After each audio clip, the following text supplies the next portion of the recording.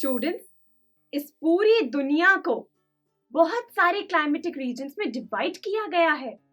क्या आप मुझे ये बता सकते हैं कि इंडिया में किस टाइप का क्लाइमेट है? अगर आप ये नहीं जानते तो कोई बात नहीं, आज के लेक्चर से हम यही पता लगाएंगे। तो आइए पूरी एनर्जी के साथ शुरू करेंगे आज का टॉपिक, इंडियाज क्लाइमेट।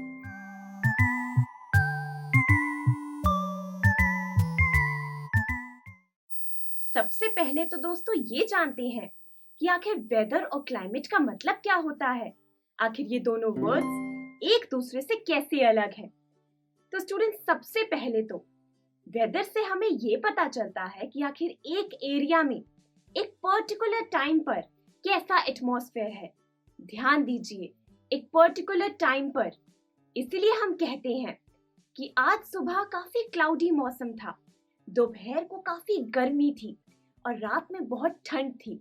इसका मतलब ये है कि हम ये कहना चाह रहे हैं कि मॉर्निंग में हमने क्लाउडी वेदर, आफ्टरनून में वार्म वेदर और रात में कूल वेदर एक्सपीरियंस किया। इसका मतलब ये है कि वेदर डेली बेसिस पर ही नहीं बल्कि एक दिन में बहुत बार भी बदल सकता है। लेकिन क्लाइमेट के केस में ऐसा नहीं होता। क्लाइमेट दोस्तों एक एरिया की पहचान होता है। क्लाइमेट के केस में हम एक बड़े एरिया के वेदर को लंबे समय तक एनालाइज करते हैं।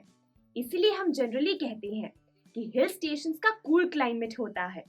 दोस्तों, वेदर और क्लाइमेट के बेसिस पर ही एक साल को हम डिफरेंट सीजन्स में डिवाइड करते हैं, जैसे कि समर सीजन, विंटर सीजन या फिर रेनी सीजन। तो अब सवाल ये है कि आखिर वेदर और क्लाइमेट को हम मेजर कैसे करते हैं? आखिर ये हम कैसे पता लगाते हैं कि एक एरिया का क्लाइमेट और वेदर क्या है? तो स्टूडेंट्स, 5 ऐसे एलिमेंट्स हैं जिनकी हेल्प से हम क्लाइमेट और वेदर को मेजर करते हैं। आइए मैं आपको उनके नाम बताती हूँ। Temperature, atmospheric pressure, wind, humidity और प्रेसिपिटेशन। यहाँ पर ह्यूमिडिटी का मतलब मॉइस्चर से है और प्रेसिपिटेशन का मतलब बारिश या फिर स्नो के गिरने से। तो चलो, अब वेदर और क्लाइमेट से रिलेटेड तो बहुत सारी बेसिक बातें हो गई। अब हम इंडिया पर ध्यान देते हैं और ये पता लगाते हैं कि आखिर इंडिया का क्लाइमेट कैसा है। फ्रेंड्स, इंडिया में मॉनसून टाइप का क्लाइमेट है। जनरली हम लोगों को ऐसा लगता है कि मॉनसून सीजन का मतलब है बहुत तेज बारिश का होना, लेकिन दोस्तों ये पूरा सच नहीं है।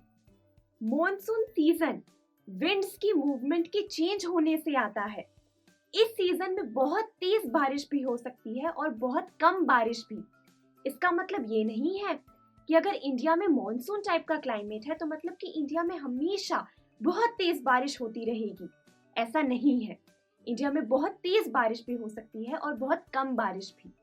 दोस्तों, ये जो मॉनसून टाइप का क्लाइमेट है, अगर आप वर्ल्ड मैप में देखेंगे तो साउथ एशिया और साउथ ईस्ट एशिया में मॉनसून क्लाइमेट ही डोमिनेट करता है। इसका इंडिया को फायदा भी है और नुकसान भी। फायदा तो ये है कि अगर इंडिया में अच्छे से बारिश होगी तो इंडिया में हम कल्टीवेशन इजीली कर पाएंगे, और नुकसान ये है कि अगर बहुत तेज बारिश होगी तो इंडिया में फ्लड्स के आने के भी चांसेस बढ़ जाएंगे। तो दोस्तों, अब तक की बातों को समझकर हम ये कह सकते हैं कि इंडिया में मॉनसून टाइप का क्लाइमेट है, यानी कि इंडिया में बहुत तेज बारिश भी आ सकती है और बहुत कम बारिश भी।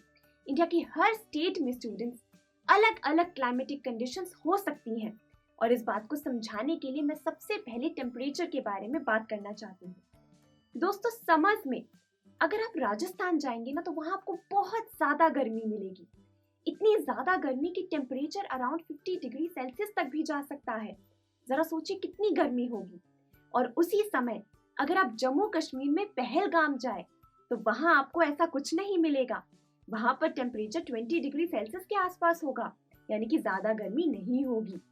विंटर्स में भी ऐसा हो सकता है कि इंडिया के कुछ स्टेट्स में तो बहुत ज्यादा सर्दी हो और कुछ स्टेट्स में ज्यादा विंटर हो ही ना, यानी कि कुछ स्टेट्स में लोगों को विंटर क्लोथ्स पहनने का चांस ही नहीं मिलता।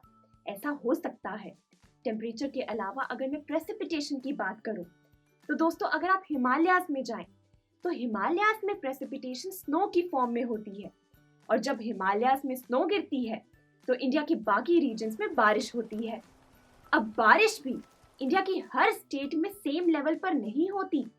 जैसे कि अगर आप मेघालय जाएं तो मेघालय में पूरे साल में इतना पानी गिरता है कि अगर आप 2 ह्यूमन बींग्स को वर्टिकली जोड़ देंगे ना तो वो भी डूब जाएंगे। इतनी ज्यादा बारिश होती है वहाँ। वहीं दूसरी तरफ अगर आप लद्दाख जाएं तो वहाँ पूरे साल में बहुत ही कम पानी गिरता है।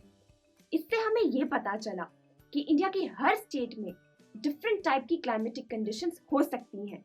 इसलिए दोस्तों इंडिया में अगर आप नॉर्दर्न प्लेन्स में ईस्ट से वेस्ट की तरफ जाएंगे ना तो बारिश कम होती जाएगी। लेकिन दोस्तों क्लाइमेटिक कंडीशंस में इतनी वेरिएशंस आपको इंडिया के इंटीरियर पार्ट में ही मिलेगी, कोस्टल एरियाज में नहीं। कोस्टल एरियाज में टेम्परेचर ज्यादातर चेंज नहीं होता और इसका रीजन भी विंड्स की मूवमेंट से ही है। डिटेल में हम आने वाले लेक्चर से समझेंगे। तो आज के लिए तो बस इतना ही। नेक्स्ट लेक्चर में हम लोग क्लाइमेटिक कंट्रोल्स के बारे में बात करेंगे। Thank you for watching. I am sure students आपको ये वीडियो बहुत पसंद आया होगा। तो इसी तरह से एक मजेदार तरीके से अपने हर कॉन्सेप्ट को क्लियर करने के लिए डाउनलोड कीजिए PU Stack ऐप, जहां आपके लिए और भी कई सारे ऑप्शंस हैं, जैसे कि आपके लिए सैंपल पेपर्स हैं, back exercise solution, step videos and much more. So what are you waiting for? Download the app now.